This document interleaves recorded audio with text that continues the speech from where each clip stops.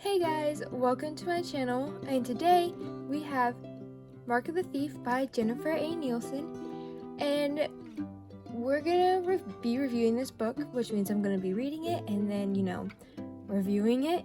So let's get into it. Alright, so we're gonna talk about first why I chose this book. So I chose this book because I've seen it around in my library, and I've seen it, some kids in my grade reading it, so I decided why not, and so I asked for Christmas if I can get this book series, and I did. So now we're actually gonna jump into it and read it. It was called Mark the Thief, and I was just wondering what's the mark and who's the thief, and so now we're gonna be able to figure that out. So let's go. Alright guys, so I finished this book and I'm gonna review it for you now, and I promise I'm not gonna spoil anything, so let's get started. Alright, so let's start. Nick is a slave boy and he works in the mines, and they found a cave that's thought to have Julius Caesar's, because that's how you say his name, Caesar's treasure. And when down in that cave he gets something that's not normal, and you guys will never guess what this is. It's magic. And now with magic, Nick is technically a feared enemy of Rome, and no one wants to be an enemy of Rome. They were pretty dangerous and pretty fierce. So now that Nick has magic, he finds himself in the middle of a conspiracy to overthrow the emperor and start a war to destroy Rome from within. And Nick doesn't know who to trust. There's traitors and spies everywhere he goes. And now Nick has the safety of Rome on his shoulders, so he has to figure out how to stop the rebellion, save Rome, and somehow make sure that he secures his freedom in the process. He also has to learn how to control his magic, which seems difficult because it's magic and magic is confusing. Also, he again has to save Rome all by himself. That just doesn't sound very fun, especially since he's technically a runaway slave and he's a criminal. And that's not fun either, because then you have guards watching your every move, ready to attack. So let's just move on to important points, because I just can't explain anymore. Just can't do it. Okay, let's go. Okay, so important points to keep in mind might be, first things first, of course, Nick gets magic, and I say that's pretty cool. Also, I'm pretty sure Nick is not Roman. I'm pretty sure he's from Gaul, and I'm pretty sure that's not part of the Roman Empire.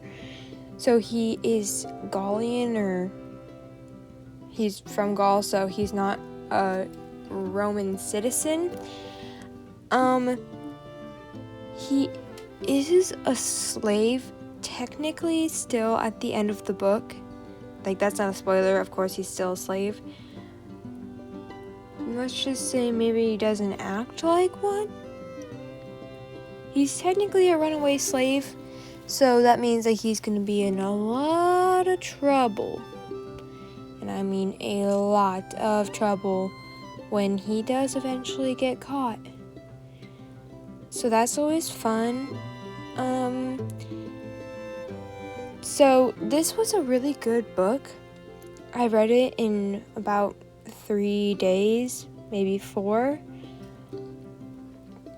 And I'd just like to say it does leave you off on a cliffhanger, but that's okay, because there are 2 more books to the series. Well, as far as I know, there are 2 more books.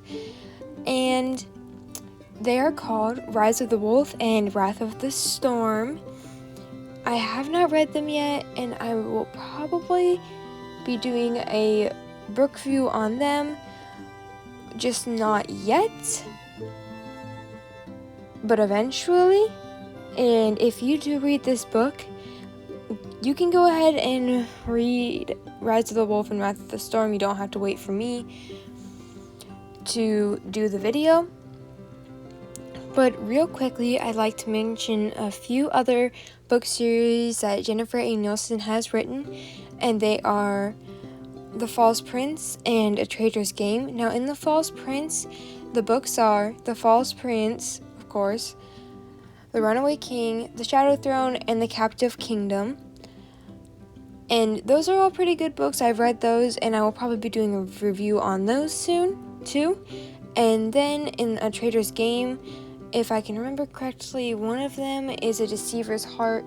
And at the moment, I do not remember what the last one is. My brain has drawn a blank.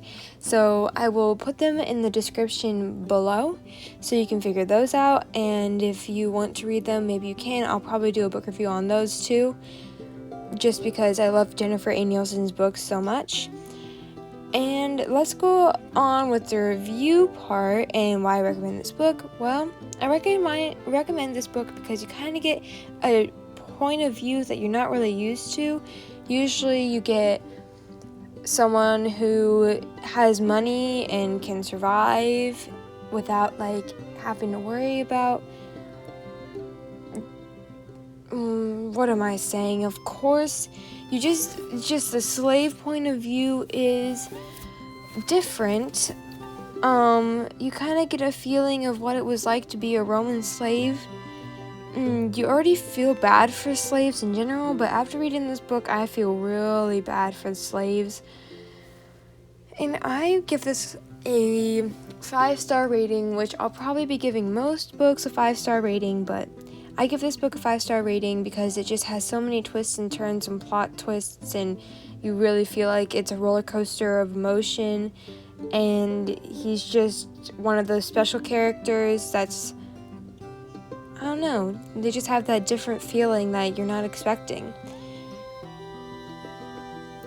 And that's all I have for this book. So, alright guys, if you're ready to read this book, go ahead and give this video a big thumbs up. Don't forget to subscribe to my channel down below. Make sure you turn on those post notifications so you don't miss any of my videos. And I'll see you in the next one.